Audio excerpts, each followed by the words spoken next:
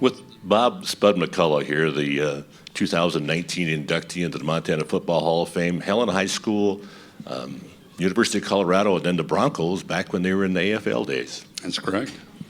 Spud, tell me all 1962 through 66 is when I played with Denver. And Helena High, late 50s, right? Helena High, I was in high school. I graduated in 1958. You guys had a pretty good team a couple years ago. Well, we did. And the next year, most of the guys that were left went on and played the state championship. They lost to Kalispell, but the year we were there, we never had an opportunity to play the eventual state champion, which was Missoula, but we couldn't challenge them because we were tied with Butte for second place, and the rules read. But I'm not so sure, even if we played Missoula, that they might not have beaten us. They had a great team back in those days. Then tell me about, you went to University of Colorado. How did that all take place? Well, you know, without demeaning anybody, I just kind of felt that I wanted to go to a major conference, a chance to go to a major bowl if I was good enough to make the team.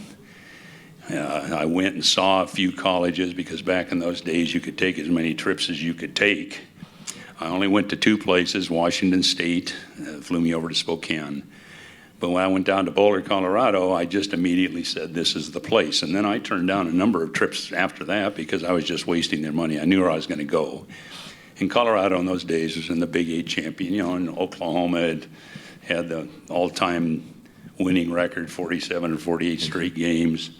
Nebraska, of course, came on. Interesting enough, Nebraska was kind of on a down, but Kansas was one of the better teams with John Hadel and that group of people.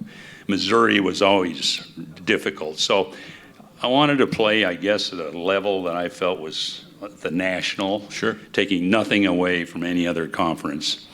And I've never looked back. It was the place for me to go, and we had a successful career. We had successful teams. And it gave me an opportunity because the Broncos were down in Denver. And they had the opportunity to see me play in college and stuff. They signed me as an undrafted free agent, but all you have to do is be invited to practice. And well, tell me about that. There's some things happened there that you got on that Bronco team that just kind of special how it all happened. Well, every player that ever went to preseason or whatever has stories. And my first year with the Broncos, they would, and this is common knowledge, the first week is rookie week, and and back in those days, they could sign as many people as they could pack into camp. There are some restrictions today as to the number of people that can be in camp. But that first week, it's just rookies, and to be honest with you, they have no qualms in beating you up. No. And what's left at the end, of course, then they bring the veterans in the second week, and then the team's basically the veterans, the people that have been there before, and then you play through the preseason schedule, and then you have to get down to 38 players or something, or whatever the requirement was at that time. But they actually brought me in. When I played, you played both ways, both in high school and college. You played offense and defense, and I was an offensive guard and a defensive linebacker. And the Broncos actually brought me in as a linebacker. So when I came in, I was doing linebacker things, and I was in linebacker drills. And one time we were up against the offensive line, and the offensive line coach had the offensive line there, and they had drafted a big guy from the University of Kentucky, a fairly high draft choice as an offensive guard, rookie. And we were at Colorado State University on their campus. The first 3 years I was with the Broncos, that's where we practiced. It was very hot because this is in August, July, you know, it was probably 95, 100 degrees. And for whatever reason, this guard just simply stood up during the drill, took his helmet off and threw it in the ground and said, "To hell with this."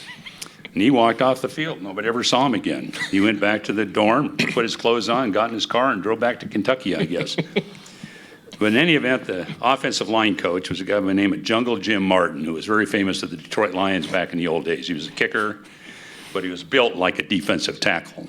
And Jungle Jim looked across the line, and all of us were standing over the defensive guys, and we all had a piece of tape on our helmets with our names on it because, you know, even in high school and stuff, in the beginning, the coaches don't know who these people are. And he looked across, and he mispronounced my name. He slaughtered it. You know, it was McCullough or something like that. He said, "Have you ever played offensive guard?" And I said, "Yeah." And he says, "Get over here.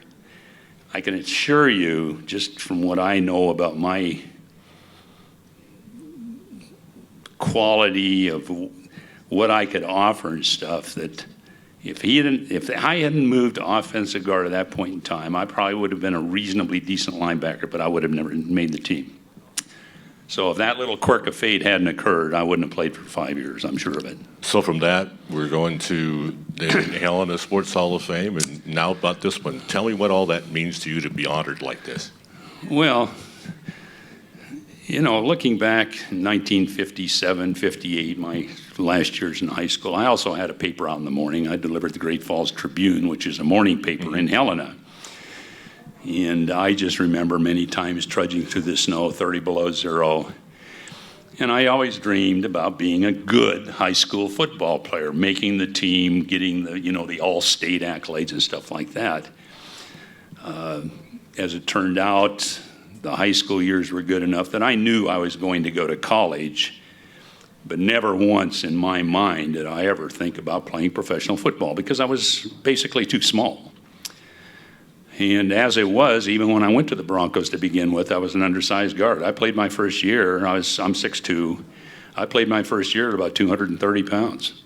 Now, this wasn't these 320-pound behemoths that we see today, but, you know, an offensive lineman was 270, 280 back in those days, and I played at 230. But each year that went by successively, I put on a little more weight, got to the place where I could compete, and that's about 250, 255 in the NFL. That was a prototypical guard in the NFL in those days. So, you know, there's a certain amount of luck in life, and when you get there, you have to be prepared to take advantage of that, and that's what happened. Well, congratulations, Spud, and welcome Well, to 2019 Montana Football Hall of Fame. John, thank you very much. It's a great honor.